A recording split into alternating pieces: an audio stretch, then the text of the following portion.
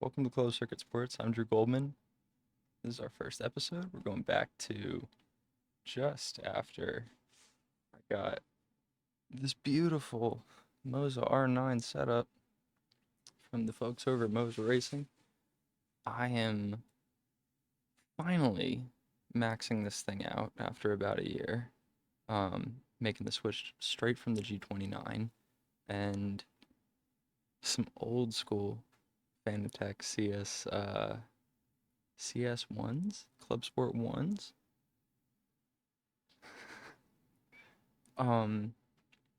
We got our Moza SRPs now.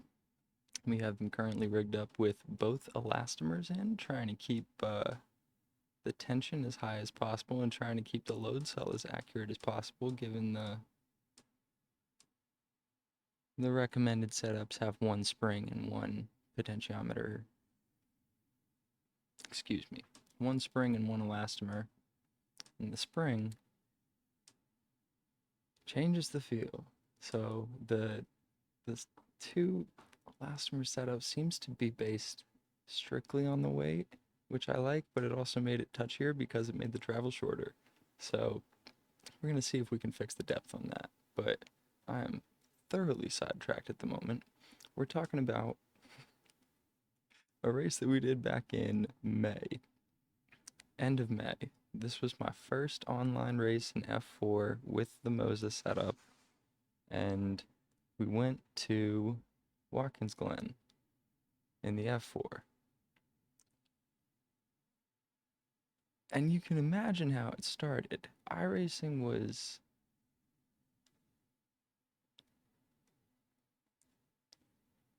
the single most stressful game I have ever played in my life.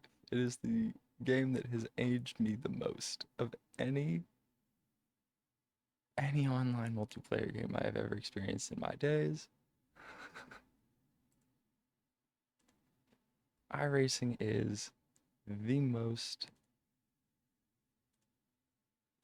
crazy, confusing, chance, luck, strategy, skill, all folded into one. It's like the same way that the World Series of Poker gets ran by the same guys at that final table damn near every year, right? If you've ever seen Rounders.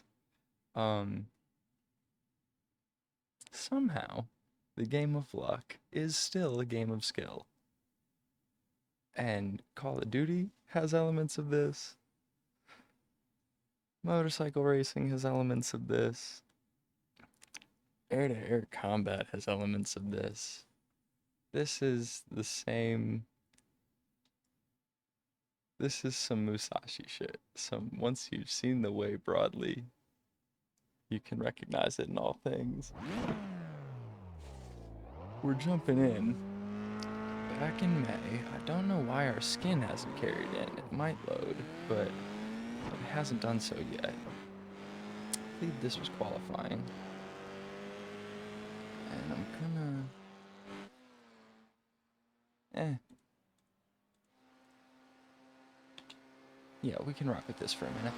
Okay, I do think that is what we were rocking at the time, actually. So Watkins Glen. Somewhere in New York. Man, it really can't decide what skin we're wearing now. Alright, finally it's all loaded in. We've got our J. Howard Driving Development F4 underneath us here at the Glen, which is basically the fastest road course in America.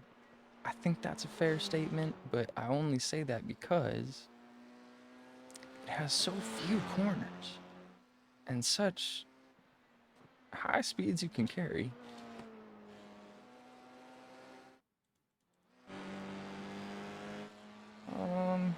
I do like this angle, but it doesn't give the best. I mean, that's the go-kart view. I do dig that, but yeah, here we go. So there are certain chains of corners that make your blood pressure go up. The reason for that is because in sequence, iRacing is potentially the best physics-generated game I've ever seen or experienced, and I'm including R-Factor 2 in that because R-Factor was so heavy that it made it all very clunky. Things like turning radiuses wouldn't be right. You wouldn't be able to get your ass out of the fucking pit. It was the craziest, clunkiest experience in a video game I think I've ever had was R-Factor 2. iRacing, on the other hand, is pretty seamless, but you pay for it. And that is the difference, as far as I'm aware. One is listed as a premium product, the other is listed as modular, right? But usually that comes with its own set of problems, and R-Factor 2 does not escape that. iRacing, particularly after this update, has taken a great leap forward.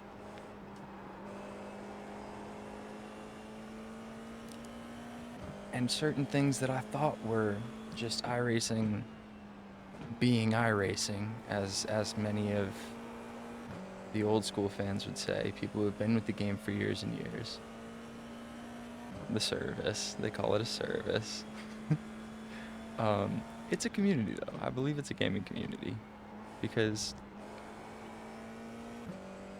the cream doth rise to the top. It's not up to chance, it is a gaming community. Anyway, sidebars aside,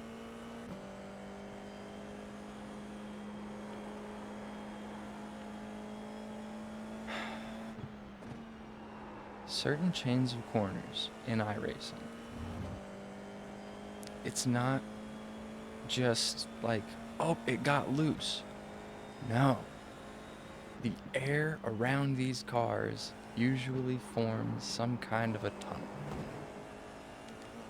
It's been described by Formula 1 racers, Indy racers, even GT guys and prototype guys at the top levels, particular prototype guys. NASCAR talks about being able to see the air off of the car in front of you. There is a wake that is created aerodynamically by every kind of race car that still races today. Some of them are more complicated and some of them are more simple. Those which are more complicated, I'm thinking in particular of the brand new Super Formula Light car, are absolute darts. They are arrows. They are crafted with fins, and they are shaped to whistle through a wind tunnel like they were born to be there, okay? And they were designed with that tunnel in mind. They create their own ground effect. They create their own bubble, if you will, at speed. And when you get loose turning, say, the same direction, or even just a long left-hander like this one can, as you crest, that little inside divot, it can get loose. Come down here now a little bit too much speed, you can get loose on the outside. Out here, if you take it too narrow, you can spin on the exit. And each of those, it's that string theory of driving. If you haven't gotten put onto this yet,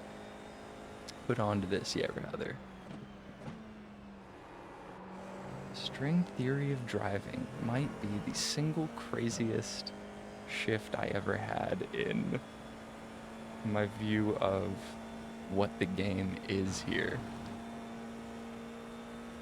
I thought that instinct was 80% of the game with racing, and that execution was just you doing what you were capable of doing, but doing it all the time and hoping that everything went right around you. That was what I thought coming into it.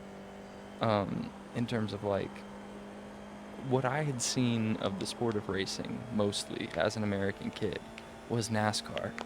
And when I heard a British man first describe American stock car racing as a goddamn slot machine,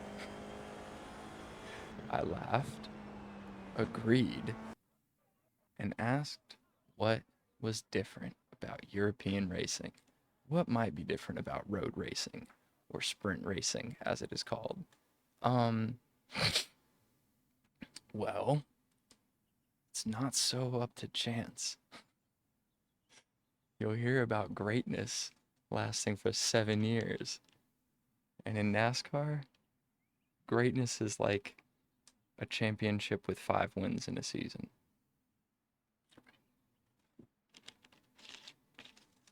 Now, I might be talking out of my ass there. Of course, there have been greater seasons than that in NASCAR. But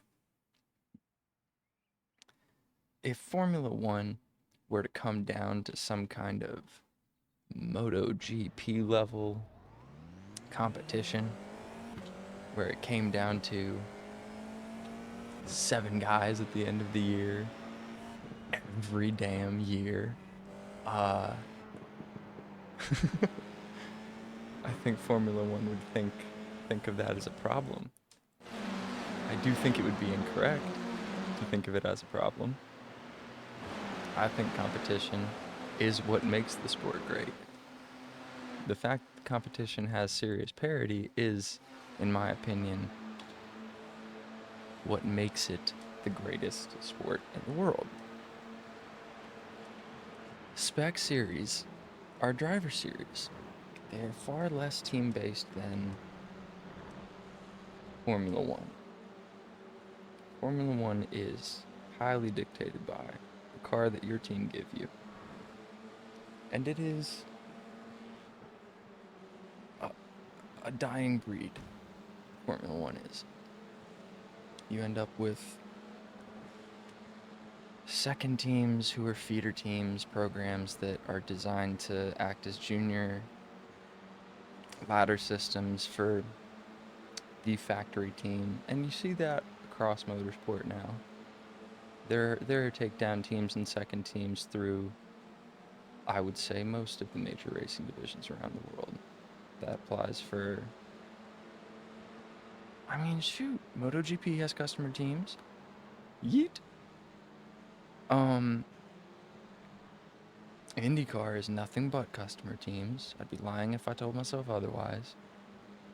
NASCAR is exclusively customer teams at this point. There are just certain factory operations that are more professional than others, more full-time than others. Yike! All of a sudden, wait, where are we? Are we in... Okay, we started in 8th, and all of a sudden... we're in a decent spot. We're in a decent spot. I don't think we're in 2nd. I think we're in 4th. But we might be in 2nd at the moment, actually.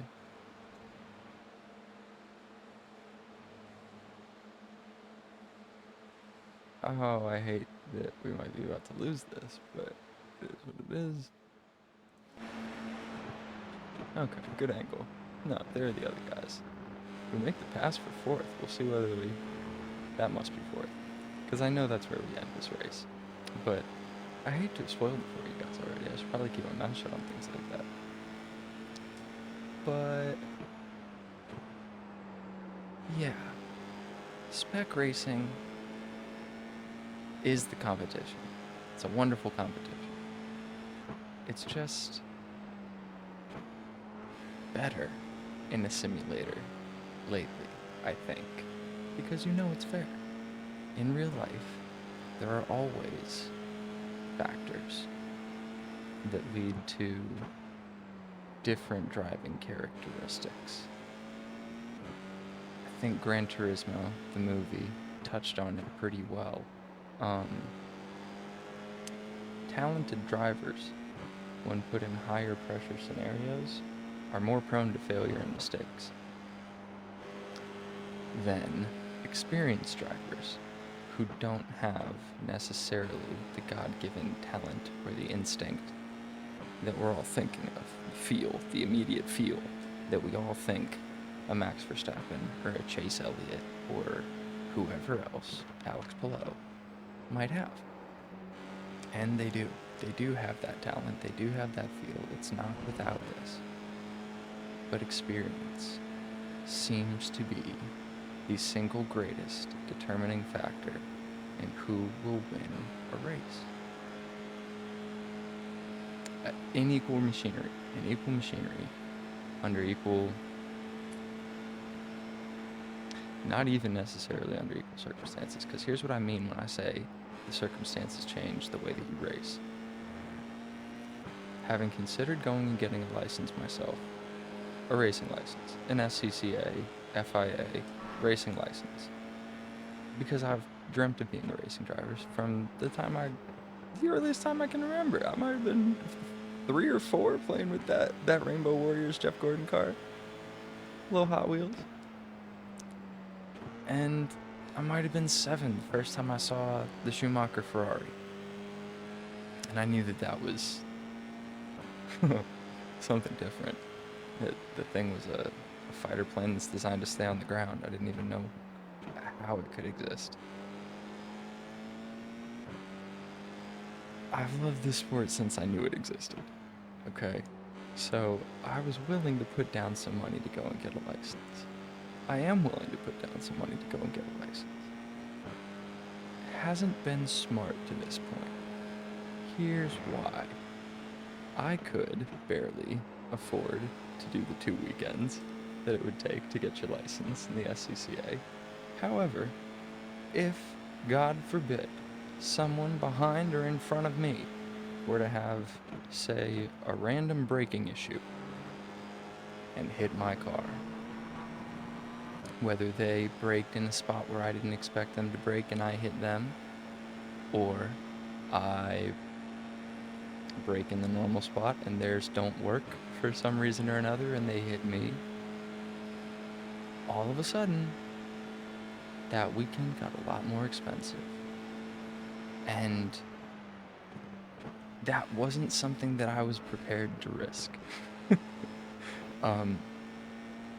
Having learned more about the sport, I'm learning how much you have to trust the people that you race. And in iRacing, you learn how much you can't trust the people that you race. You can't trust them to be where you expect them to be. You have to avoid them actively at all times.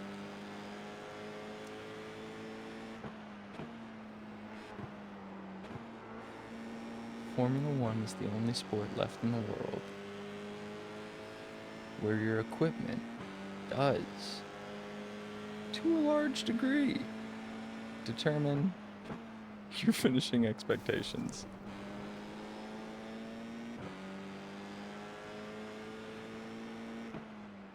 The consistency of the new Moza wheel, having upgraded straight from the Logitech G29, all I had done with the G29 was add whatever, IR-FFB, had that turned on, got my first win with it, and I was like, oh my god, I can do it.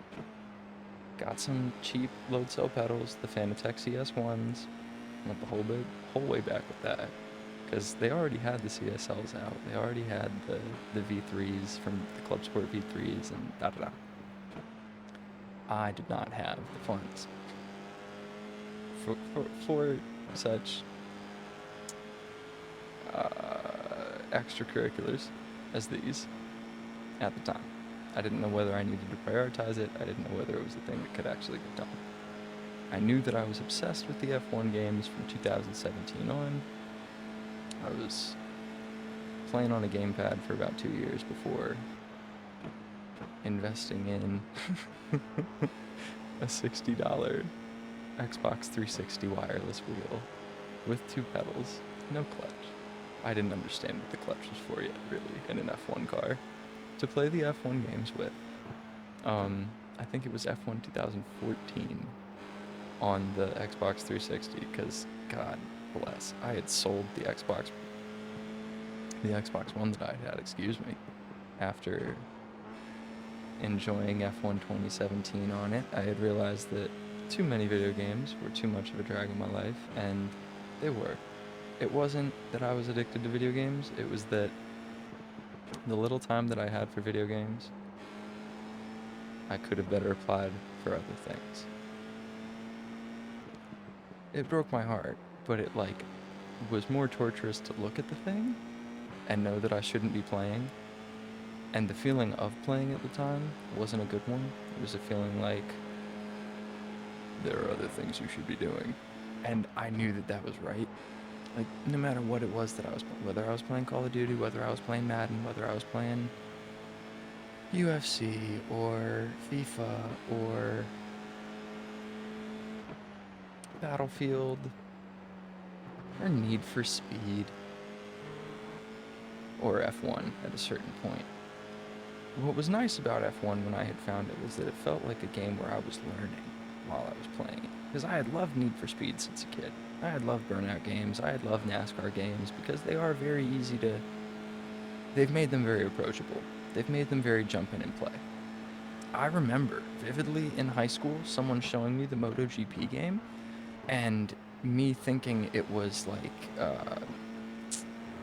oh god, it wasn't called Wipeout, but there are games where you can just ragdoll your dude, like Crash Fest. Crash Fest is the most recent example of it, but there were games like that in the past that I don't even necessarily want to promote at this point, where there were very good ragdoll physics for the time involving motorcycles and stunt guys going off the bike. And that's really all I thought the MotoGP games were. I didn't understand that you even really could finish a race in MotoGP. When I was a kid, I thought that the game was like designed to let you know how impossible this was. And it is. Which is why it's... I think MotoGP should be rated T. Just because of the severity of the consequences of what happens when you make a mistake. There's violence involved. Oh my goodness. Okay. We've just been whittling our way through this field, and I thoroughly enjoyed it, but we're watching the tape back. I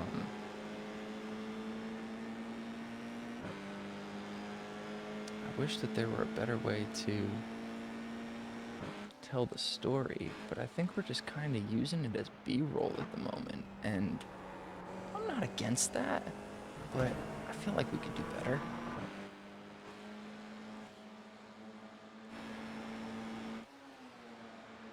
Chopper's probably good. We'll roll with this for now. So we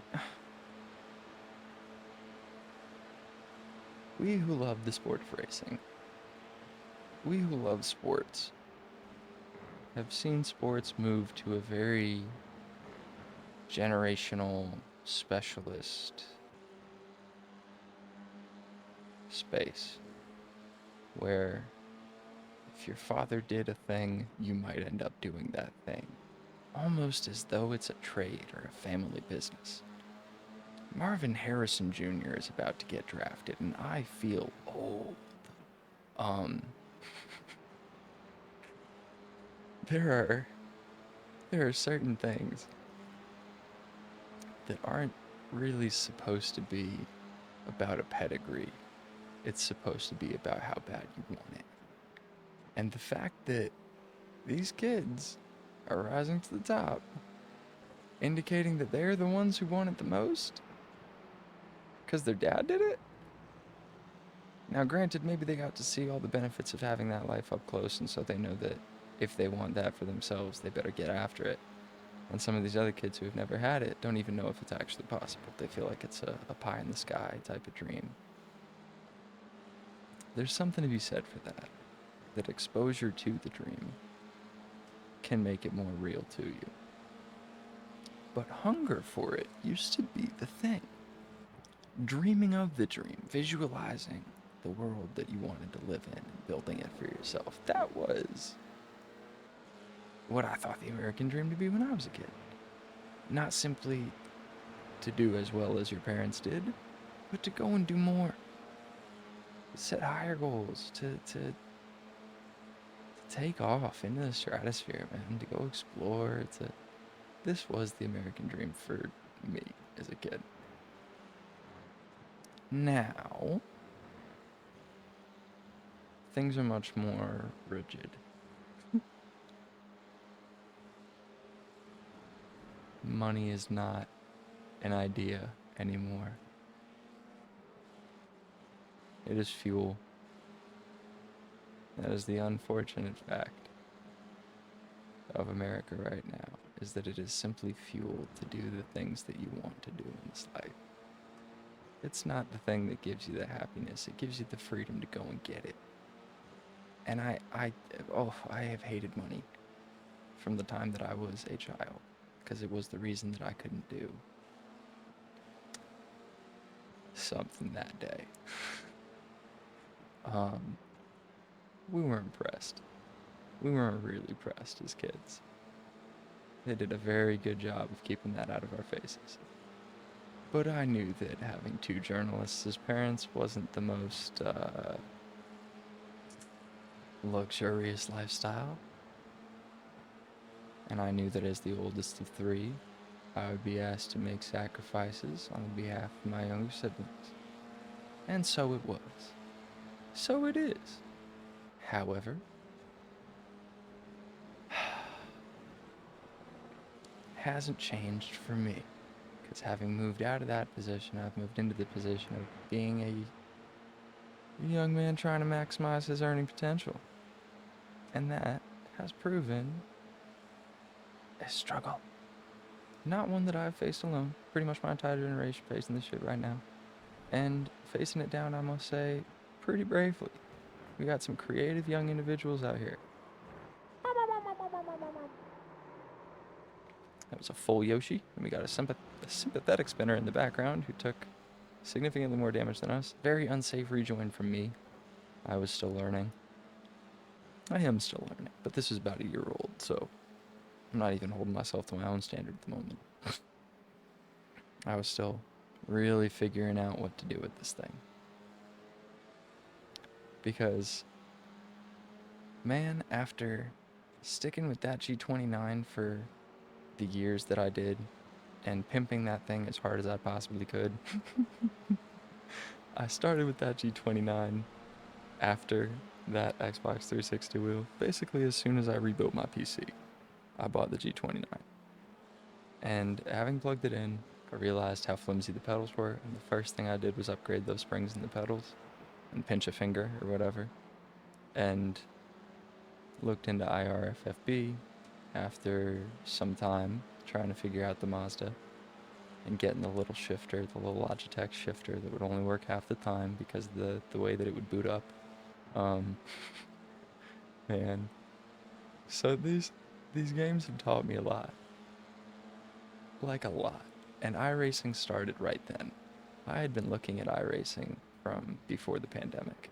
But when the pandemic hit, I was dying for something to do. Some kind of competition that I could play. Like everybody else. And I found iRacing in that year. I rebuilt my PC in that year. And having bought the G29, having upgraded the pedal springs, I realized that I didn't know why physics wasn't behaving the way that I thought it should. It was much like when I had started playing F1 2017 on the gamepad. I had thought that with all the assists turned on, with the automatic gearbox and the traction control and the racing line, that I would be able to complete a lap when I had picked up the controller. But much like the first time that I tried the MotoGP games, I found something very different to be the case. I could not complete a racing lap. I did not know how to complete a racing lap. I knew how to drive a car. I remembered Need for Speed. But I was switching camera angles, trying to see if I could get a better perspective and try and find my way around this track and whatever. On low difficulties, too. But F1 cars being what they are, even with damage turned off, it just doesn't entirely make sense until you feel understeer and oversteer and wheel spin and lock up and fronts versus rears and God, the first time that I got the thing to really sit in a corner like this one that we're going through here, where you're like, ooh, of the grip, the additional grip that is given to you by the speed that you are carrying from the last corner. I was like, oh, I get it. Oh, this is really cool.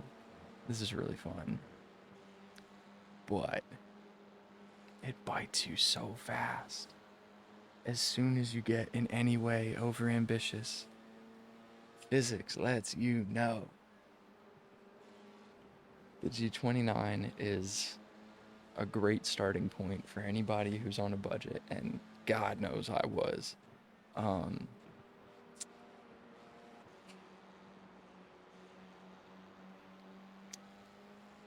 However, when you look up the statistics of the G29 and what its capabilities actually are compared to any kind of consumer grade simulator, as opposed to a consumer grade video game controller,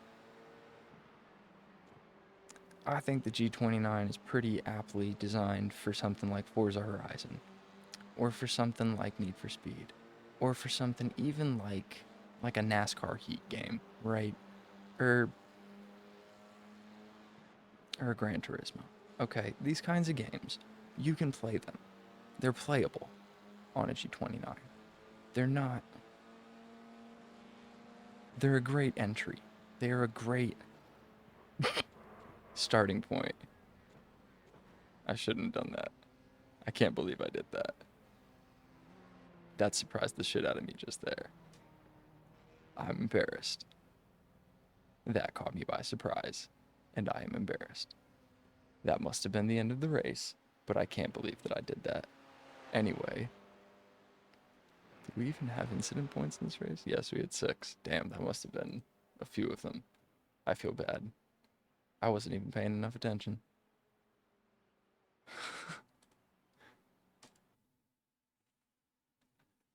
That's where we start. We're gonna come back from there.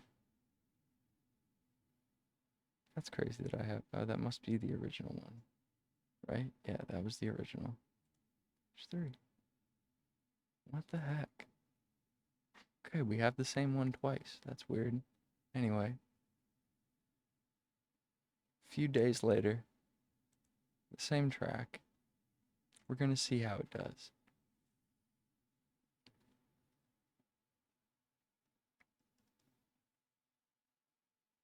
I'm ashamed that I can't even tell you what he did that made me mad besides pass me.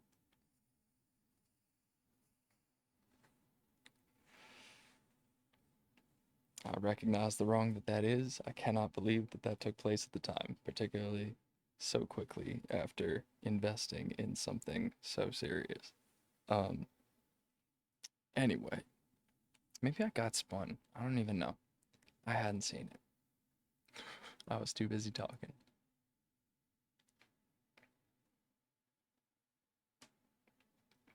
It's a 3.5 mile track with 11 corners. The main stretch is downhill. The back stretch is awesome.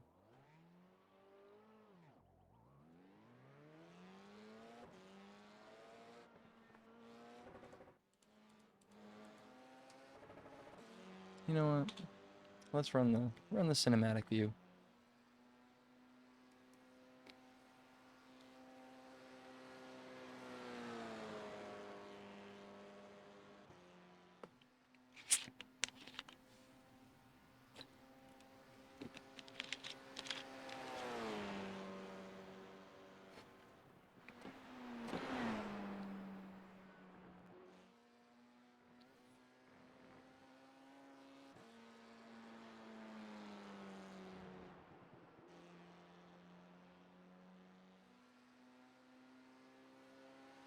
Jimmy Broadbent did really help get me through fucking COVID and pandemic and all that. He made those investments in a crazy ass direct drive wheel and the VR and the epic computer rig. Well before the time that I was considering it. But he sure got me to. Damn if that didn't look fun. And it is. It can be infuriating at times, but it's so much fun. I got into VR still sitting at my desk in my room, in my apartment, for the first time. It was a not secure chair. Didn't know how important that was at the time. Learned pretty quickly that that was no longer negotiable. And then shortly after that, learned that actually the stable chair did make a difference in terms of me being consistent, being predictable, keeping the damn car on the track.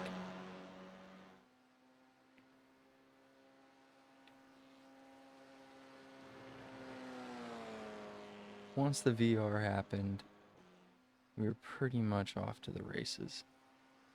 But that G29 stuck around well past its time. And I only say that because I knew what understeer was, but you feel it so drastically because the wheel just stops doing its thing. Like, there's no skirt feeling. There's no buildup of force. It's just you're turning, and then all of a sudden the force drops, and well, we're now turning too much, or we are sliding. It's like it's just very, very, very basic feedback, and that is mostly due to the fact that it is plastic gear driven, which understandable, affordable, light, metal and plastic gear driven. However, the total torque available to that wheel is, I believe, 2.1 Newton meters of torque, which is about a pound. It's about a pound, like 1.1 pounds of force through the wheel. If that's too much for you, go play something else. Or play in a different way. There's no way that that's so much less than like even power steering in a real car that it's unbelievable. You can't act like that thing turned up to 100% is whoa. No, grip it. Jesus. Anyway, moving on. Great entry point. Was able to learn a lot. Was able to learn the difference between understeer and oversteer. Was able to learn the difference between locking up the fronts and lighting up the rears. Was able to fiddle around with brake bias on the little dial on the wheel for the first time and try to understand what these things could do. And you get the paddle shifters and one button for overtake, another button for DRS, and it's great. It's a great place to start. Especially if you've been dreaming about this your whole life and you want to learn what it actually is and you want to respect your favorite driver a lot more. Yeah, get in the simulator and then look up real world times. Man, I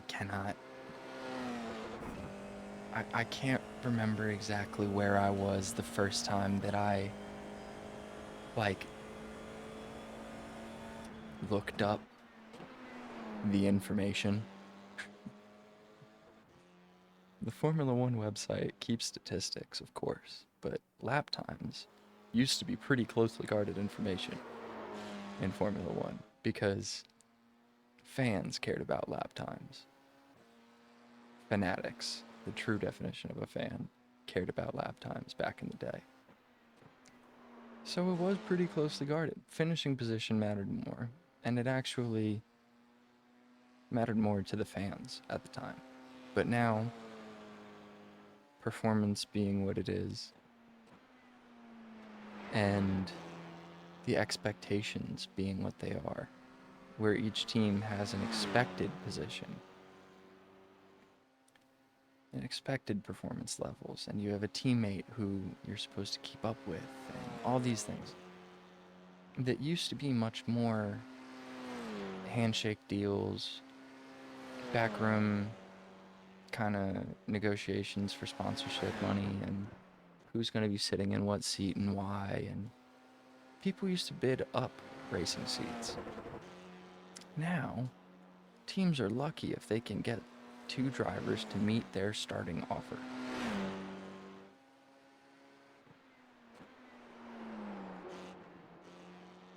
I'm speaking mostly of the lower divisions, but think it's a pretty open secret that even some of the top performing motorsports programs in the world still function as customer programs. And that is mostly due to the necessities, the realities of the sport, of how many people are needed, and how many services are required to be rendered, and how many years of expertise go into making something like this go smoothly in real life. The prices are astronomical.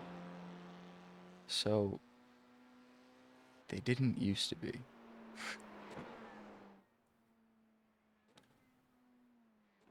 You used to be able to staple together a race team.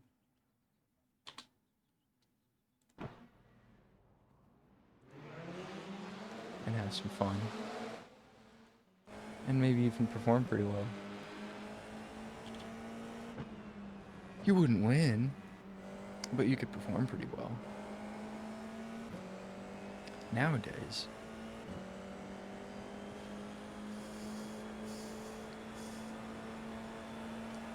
that's not the case.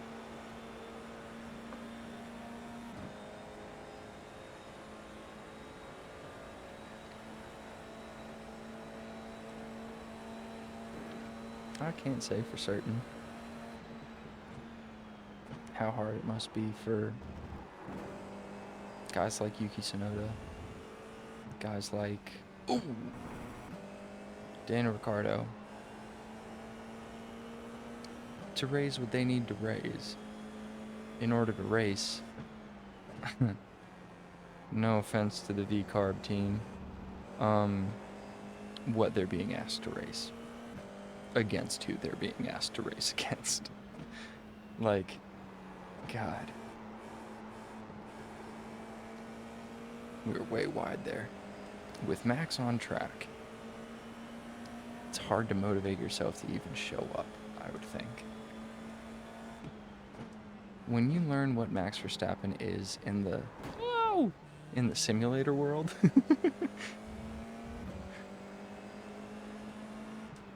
everything in the real world makes more sense. Because, guys, I hate to break it to you, it's not the Red Bull, okay? The Red Bull is great, the Red Bull is amazing, clearly. However, if Max were sitting in Charles's Ferrari, this year, last year, the Red Bull was truly a world beater. A world beater. The year before as well. But here's why I say what I say about the Red Bull not being a cheat code the way everyone seems to think it is, because Max is doing what Max is doing in it. Checo is not always finishing second. He really should. He really should be. Oh, no, not the wall. Okay, we stay out of the wall.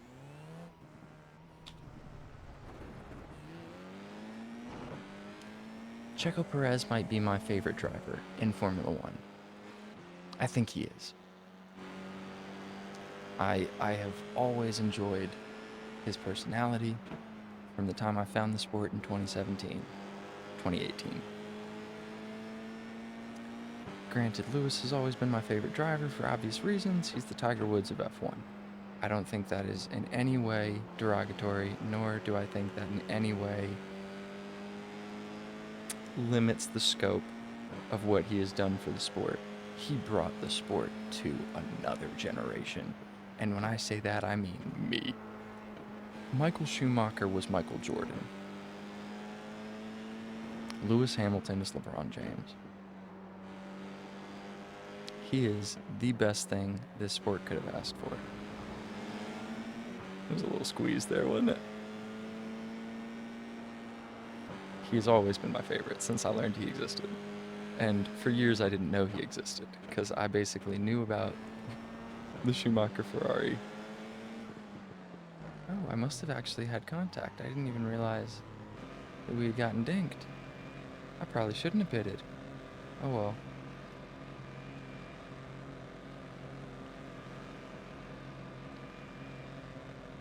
My wheel must have been crooked or something.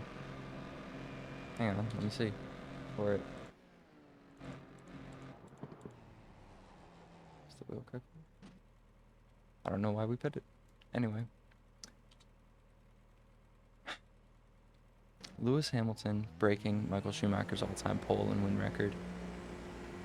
Felt like Formula One was back. Like, the GOAT was British again, you know? And it was perfect. It's perfect. Everything that Lewis Hamilton was, 2017, 2018, 2019, 2020, I loved it.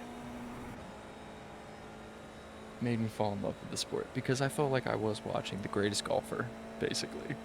And playing the sport the way that I do now, with sim racing, for as many years as I have now, given that it's 2024. Lewis Hamilton is quite a lot like Tiger Woods. Clutch under pressure, immaculate feel, and like predictability when it comes to what he can expect of his ability and his equipment, and comparing it to his opponents, and I can make that work, they can't make that work. There are quite a few. I could write a whole compare and contrast paper between those two. Anyway. And I love them both, for the record. Max is different. There's a great video out there of Max Verstappen taking his dad, Jos, who's a former F1 driver. Not an F1 champion, but I believe he won a race. I'm going to Google that right now because someone will be angry in the comments if I don't. Did Jos Verstappen win a race in F1? Okay, no, he did not have the opportunity to win a race in F1. But he never drove for a first-rate team. And that was what I knew. But that's literally the answer that Wikipedia gives you, or Google gives you when you look that up, which I love. I love that it knows that context within the sport of, well, he wasn't with a winning car. That's very knowledgeable from Google there. But that speaks to the state of F1 and the fact that it has always been this way. The world champion is supposed to be pretty imperial and pretty imperious. McLaren back in the day were feared. You've got to think about the way that racing was back in the day, where it was these super team alliances. Like that Williams car that everyone thinks about, the FW14,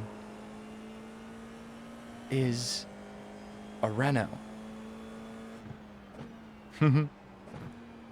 It's a Renault, Elf, Williams, Camel, Canon, F1 car. I don't know exactly what order the sponsors were supposed to go in, but it should be the Williams Formula One car. Oh, you mean the one with the Camel and the Canon and the Elf and it's at Renault, right? Yeah, that one. The Williams. But that's not how it is or has ever been.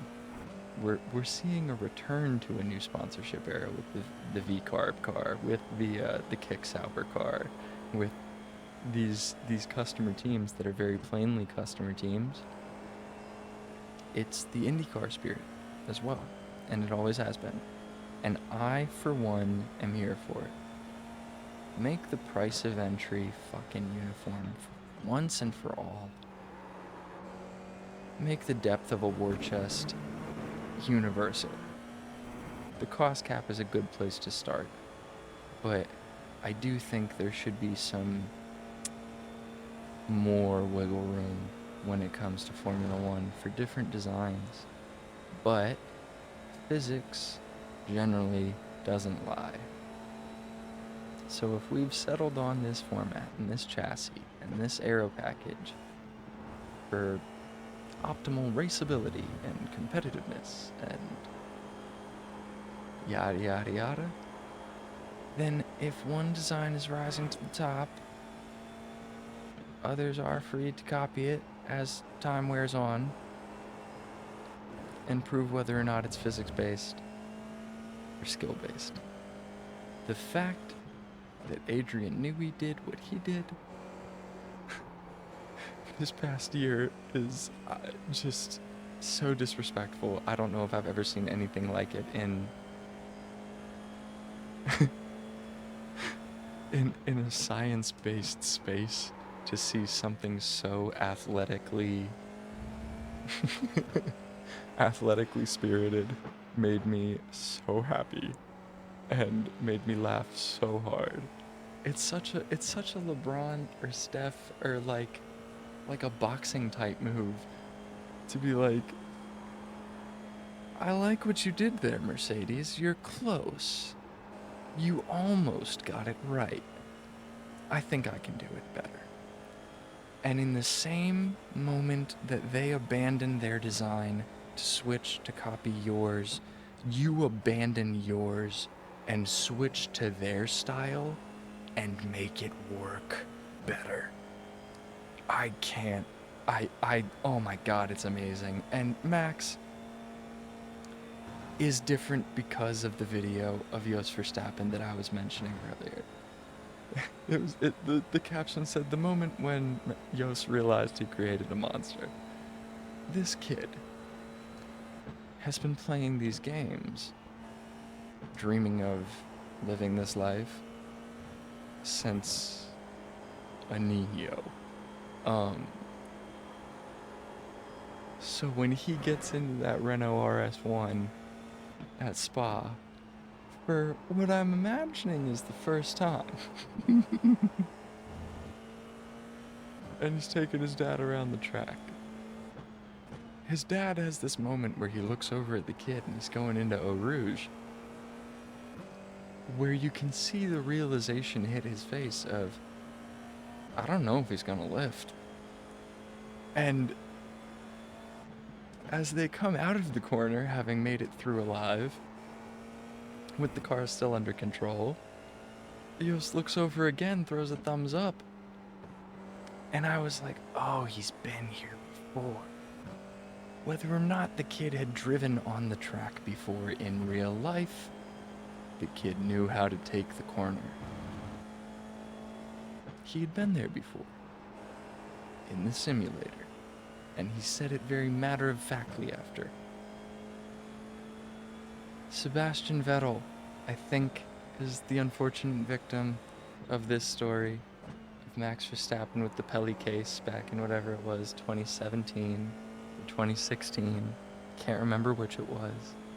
But he had a little portable simulator that he would bring with him to Grand Prix to, like, visualize and memorize the line and experiment with different lines and do little fun little setup things. And I think it was Vettel, if I'm remembering the story correctly, said, why would you bring a simulator? You're already an F1 driver. Like he was saying, you're gonna get to do it tomorrow.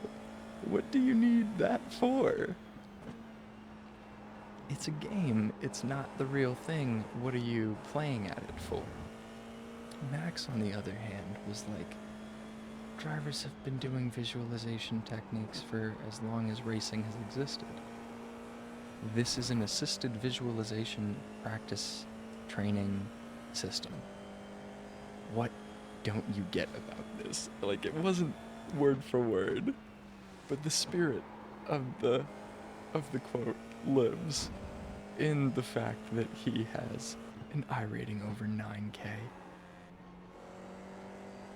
This shit ain't up to chance, folks. Sergio Perez, my favorite driver in F1, because he is such a guy being a dude. And I love it. I love it about him. I really do. He is so happy to be there, always. But third place is happy to be there. Second place is angry that they couldn't get the win. First place is the bride of the day, right? The times where Checo wins, he's so happy. I love it so much. Um, that race in the Force India where he went from last to first, in a, oh my God, a spin and win in Formula One. There was magic in that race for me. It, like, reminded me that the spirit of the sport was still alive, if only one weekend at a time of the year. I knew that it could go that way, but I also knew that it doesn't usually. The greatness that we are all witnessing is empirical, it is unbelievable, it begs explanation. And then you watch him race against other professional racing drivers in online lobbies and in equal machinery, and you understand that, oh, it's not chance, and it's not the fucking car. There's an argument to be made that it's the car. For Schumacher, for Hamilton, for Nigel Mansell, the first guy to ever actually win a championship with paddle shifters in that FW14B, I think. For Ayrton Senna, there could even be an argument to be made with those Hondas that were so epic. Those McLaren Hondas were epic, and they were the last manual shifted cars to ever win championships. All three of those were the MP44, MP45, MP46.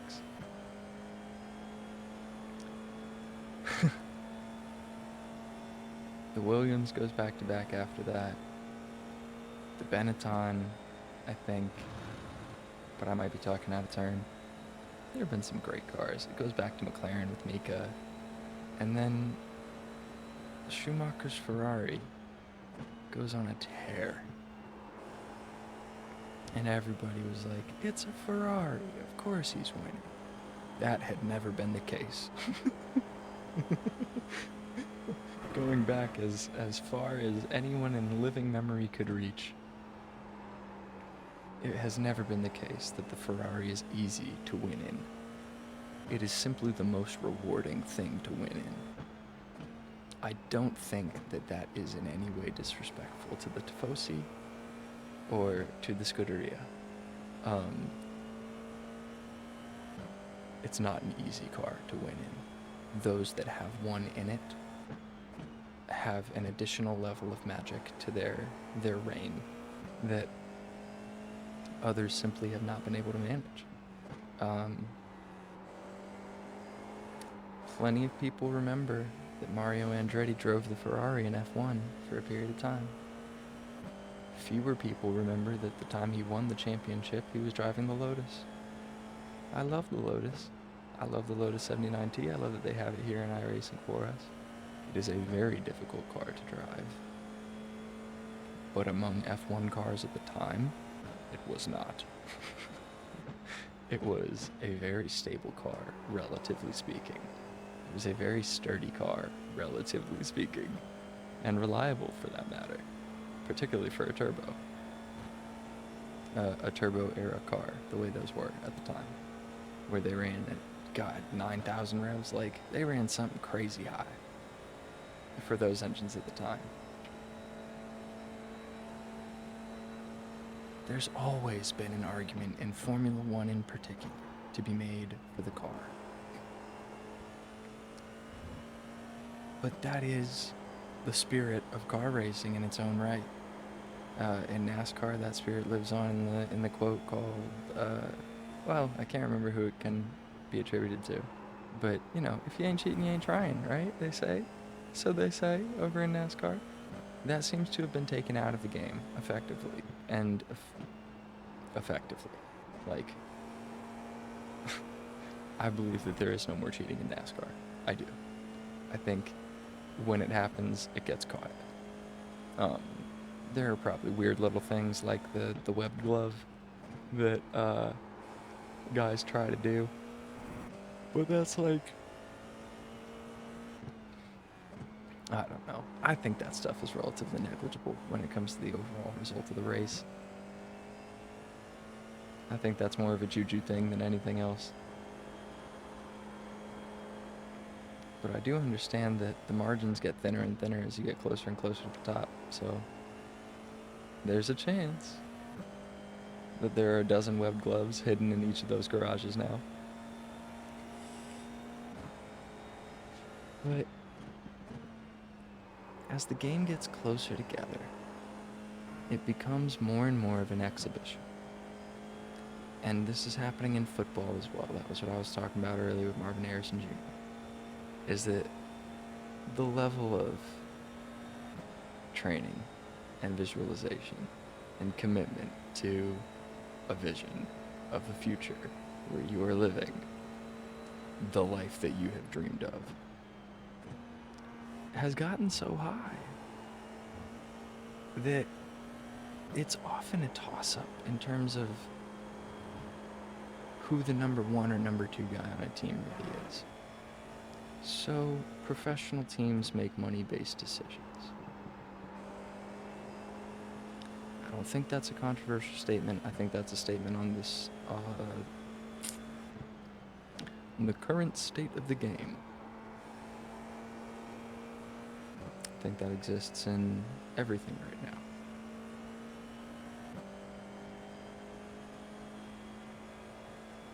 It's probably existed as long as the press has existed, at least. But before that, it was royalty. Talking royalty.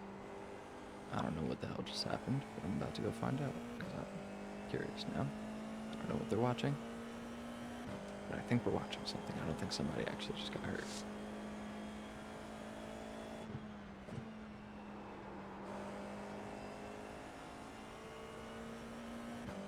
Alright, I'm good.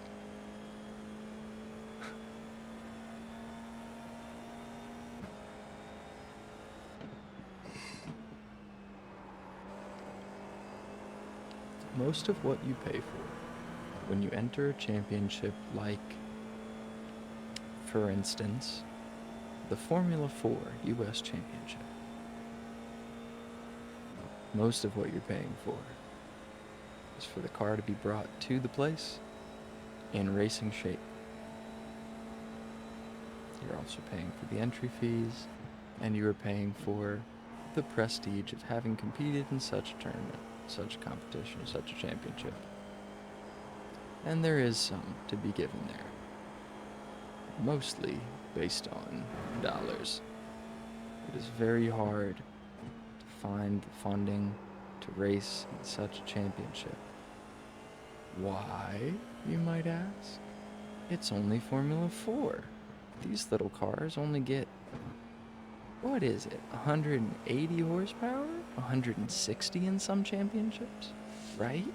Because they're only powered by a little 2000cc inline four-cylinder that comes normally out of something like a Honda Civic Type R. Granted, that's a great, reliable four-cylinder racing engine. It is. However, it's... Oh my god, this is painful. Must be all by myself though, Jesus.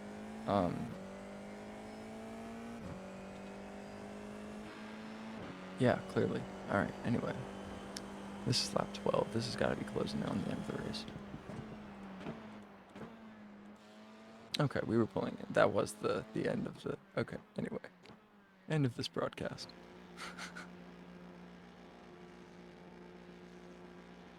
Oh my goodness. I love the way that we just went all over the place with that conversation.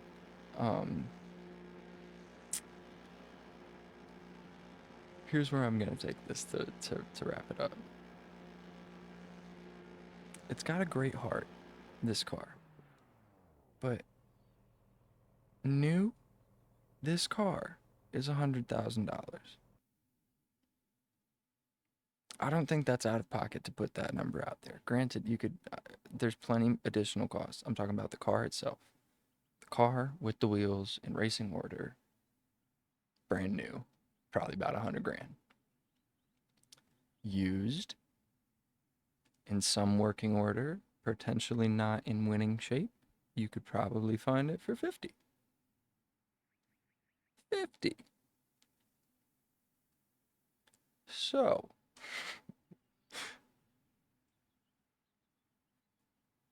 a team might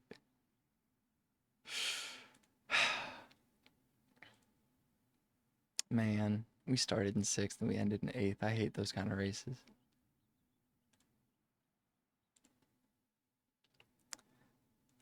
A team might run you a quote for a race for more than like half the, or a weekend rather, not a race, but a race weekend. A race weekend in F4 in the US Championship is 3 races of 30 minutes each. 3 races in one weekend will run you about half the value of the car, if not a little bit more. There are 6 of those events in a season. Companies' funding is required. There is no, your dad would have to be an oil sheik, okay? Like, to drop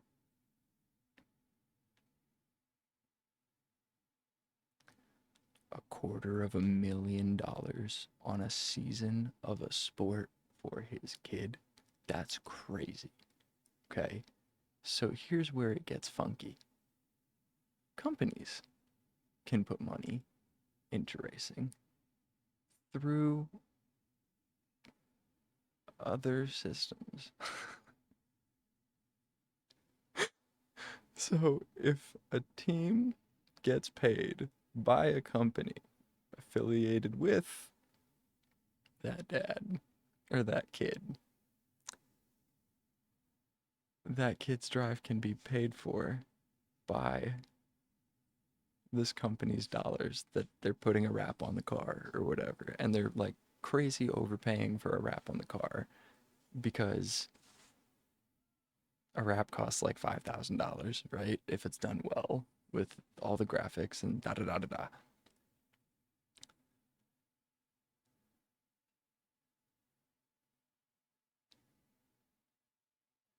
It's a different game than I thought it was when I was a kid. I'm glad that I've had so much time to learn about it. But I'm running out. 28, coming up on 28. Close enough that I'm going to tell you guys 28 so that I can stay 28 for a little bit longer than a year. Yes, I'm still 27. Shut up. Yes, I do feel old. Shut up. No, I do not yet have my license. Shut up. Yes, I have tested a top cart. No, I have not purchased one. Yes, I'm pretty pedestrian in the sim at this point, but I console myself by looking at the percentiles of iRatings and knowing that I went from the bottom of the bottom to the top of the middle. We are very mid at the moment. I understand this. We are not in any way, shape, or form elite yet. When you look up Max's iRacing stats, which you can easily do in the app, the term alien makes a lot more sense.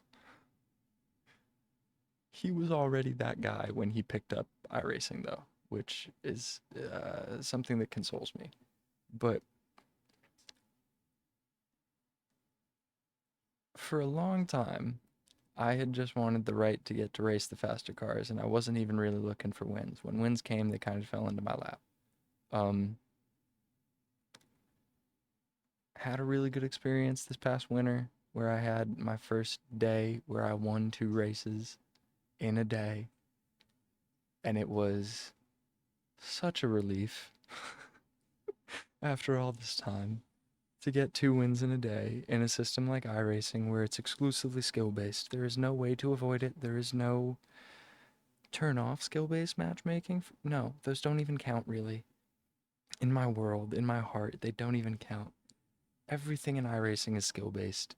The matchmaking, the iRating, the safety rating, the cars that you get to drive based on your safety rating. your license rating for each of these classes.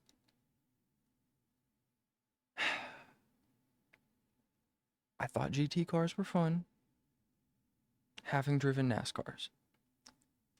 But when I got into Formula cars, I understood how much I had to learn about the sport and how bad of a racing driver I really was. So are you, if you've never played. I took an Uber once. I was a driver. I picked up,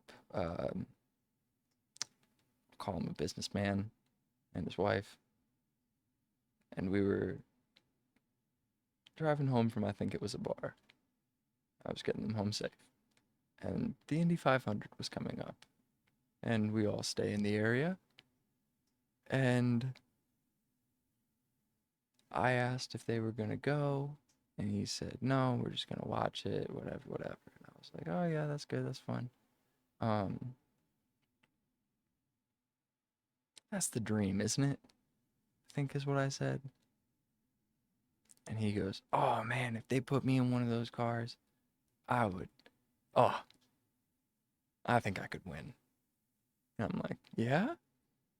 And he's like, yeah. And I was like, have you ever played? He's like, played what? I'm like, played a simulator. Like, where you could see what it feels like. And I think I was still playing on the G29 at the time. But I did know how much you were, like, on glass when you're at Indy. Because I was playing on the G29 and it only has the 1 pound of force in each direction. And you're so gently trying to bring it in each of these corners because you're trying to keep the fucking pedal fin to the floor. And he's like, nah, I just figured it out. Those cars are amazing. I'm like, yeah, but those dudes are amazing.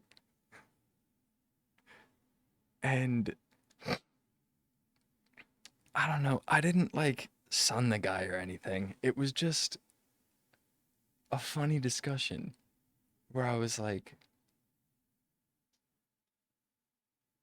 I felt like the old man in the room for the first time. Like I felt like I was the one who be knowing something that nobody else really could quite wrap their head around there. She knew what I meant. Oddly enough, she was laughing, which I thought was funny. But anyway, thank you for sticking with me for this first episode of Closed Circuit Sports with Drew Goldman. We'll be coming back to you with a little bit more later, but the fact that this went an hour and 13 minutes on our first go, I think is pretty encouraging. Also, those were 2 Nothing Burger episode F4 races with the J. Howard car, and I know that these were back in the learning stages, and I'm going to use this time as the learning stage right now as well. Still trying to figure out how to package this. I think we got a good backdrop. I think I've got the levels in a good place, but I'm really hoping that we got game audio as we were watching that back. And yeah, if we didn't, we'll have to do it again. Anyway, we've done too many dry runs with this for me to not be doing this now. I know how crazy it is to be starting a YouTube channel in 2024. I don't view this as starting one. I view this as finally dropping the content that I've been saving for months. So, and it's content that I had wanted to make for years, and whether or not there ends up a narrative with it immediately, or whether I use this as a hi, my name is for a little while, I think that's okay. I think I can go either way with that. In the future, we might get more episodic with it, where we go into the career mode and the my team and the F1, or we go into, I don't know, maybe we make an F600 season in Assetto Corsa, or we go into VR, because now that we've got the new wired-in headset, I think image stabilization's probably within the cards, within the realm of possibility. Like, we might be able to get some VR ride-alongs in here, but, man, I really want to get there in real life still. I think it's close, but when it comes, it's gonna need to be professional from the jump because too old to be messing about. Like,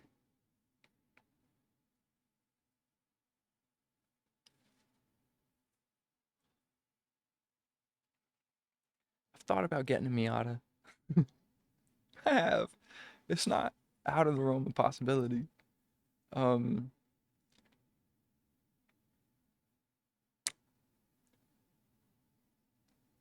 F600 has been calling my name since I was about 18.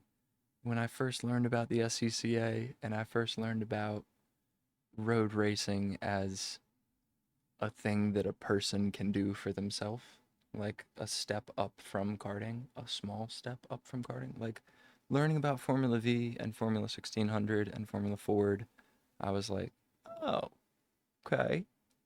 Formula Continental, I was like, maybe someday. Formula Atlantic, which used to be Formula 3, I could say, or Indy Light as well. Um, Now is run by F1000, which I think is maybe the greatest. I think that's probably the future of junior racing, is something like F1000. Um, where you drop in 140 horsepower, maybe 180 horsepower superbike engine, a little 1 liter superbike engine, an inline 4 or a V4 if you're lucky and expensive, in the back of a car that looks like an Indy car but is slightly miniature and slightly simpler. Man, that thing sounds like the most fun to race against other people. You'd have more room on the track. You'd have, this is great, right? The beauty of karting is that you can go to the same place week after week, and if it's a really good karting complex, they'll give you a different layout week after week, and you get to learn how to set up a car on a miniature track, basically. And you can travel for big events like Daytona Kart Week and SCUSA events and stuff like that. But I was never in love with karts. I always thought they were kind of funny. It's the geometry of them, I swear. And the magnitude of a car always caught my attention. Um, when I found Formula 600 in my freshman year of college, when I first looked into getting an SCCA road racing license, because I thought that meant that you were qualified as a racing driver, not that it was your ability to drive a race car in a sanctioned event. Um, it's really just a license to drive as fast as you can. That's really what a racing license is. Um, it's the as you can part that many people forget. It is not, this is your ticket to go win something. This is your driver's license with which you get to learn how to be faster and faster. So F600 sure felt like the smallest, pardon my phrasing, proper race car that I could imagine. It was a 600cc motorcycle engine, a four-cylinder inline motorcycle engine stuck behind you in a center position, single seat, sport-nosed race car. Paddle shifters because it's a motorcycle transmission.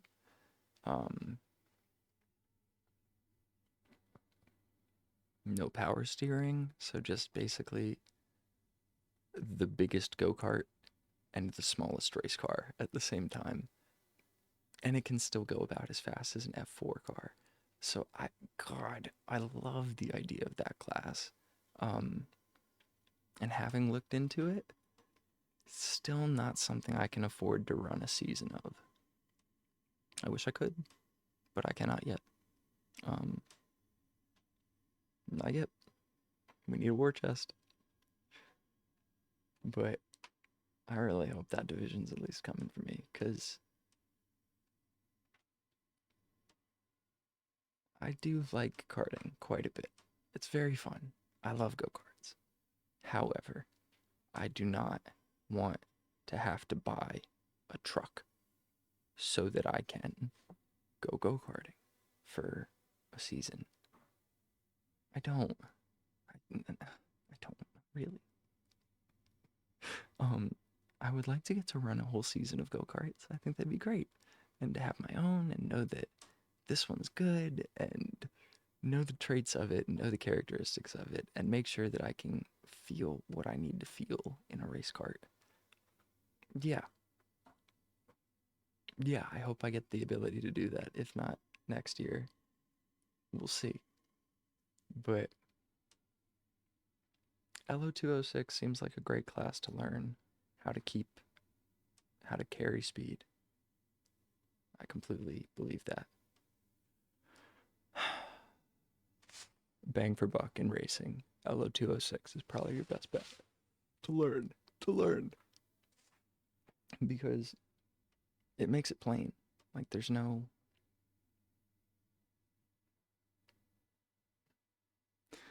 secret sauce in the cart. Unless you're actually cheating. Which I don't plan to do. But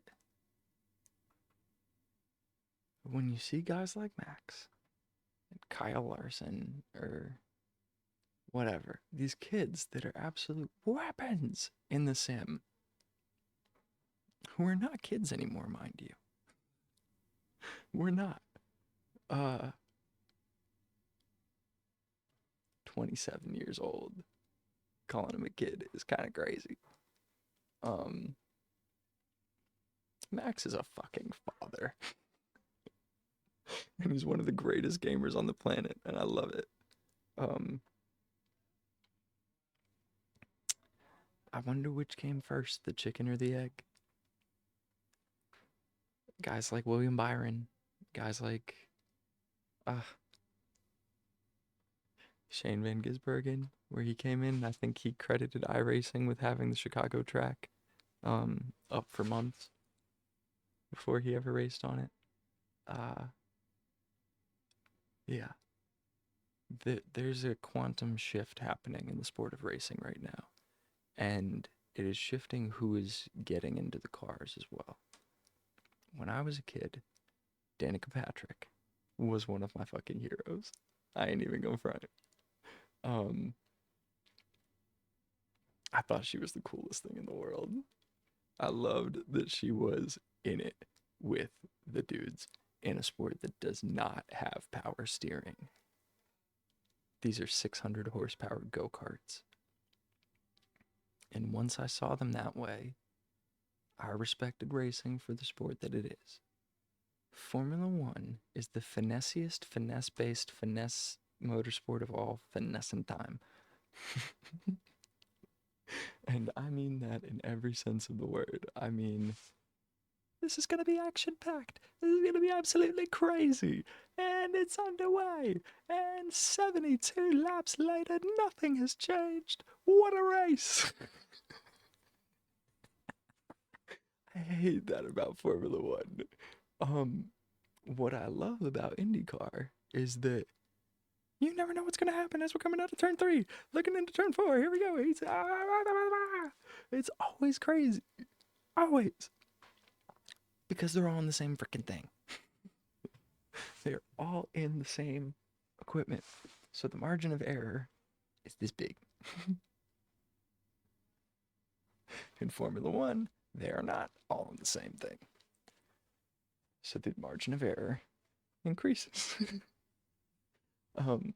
It's a good thing Max doesn't need it, but he sure is making the game boring for everybody at home. The fact that this past weekend, where he didn't crash, but his right rear lit on fire, right? Whether it was the brake or the wheel or the tire, who cares? It was the right rear. Max out. And the whole fan base of Formula One went,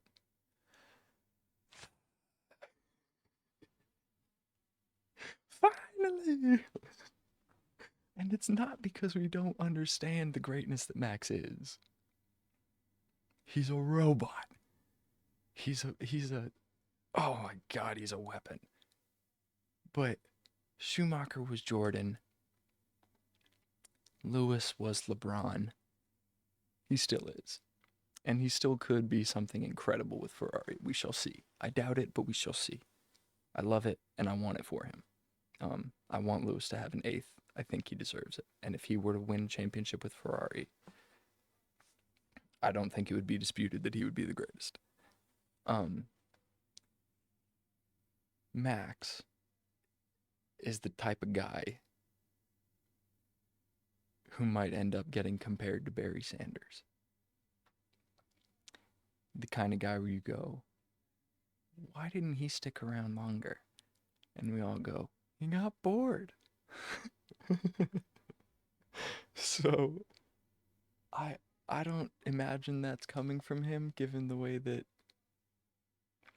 he has achieved such mastery of car control and that feeling of the limit that Schumacher talked about so many times back in the day. But I sure could see him getting bored and jumping and doing something else, because he's just running through this league right now in a way that no one has since. I can't even say Lewis and I can't even say Michael. This is something different. Both of those guys were dominant, but also, you remember people saying they were dirty? Both of them? At different times, different incidents. For Schumacher, it was pretty undisputed, I gotta say. There were some championships that he won straight up, of course, but Damon Hill, people's champ, understood. Shit like that, right? There's certain scraps that he had with certain guys where you're like, oh, okay. Now I know why people talk the way that they talk. Lewis, I'm thinking in particular of Silverstone in 2021. Bad luck, boss. We could have done better there. Like, we really could have done better there. It was, could have done better there. Abu Dhabi of that year. Michael, that was not right.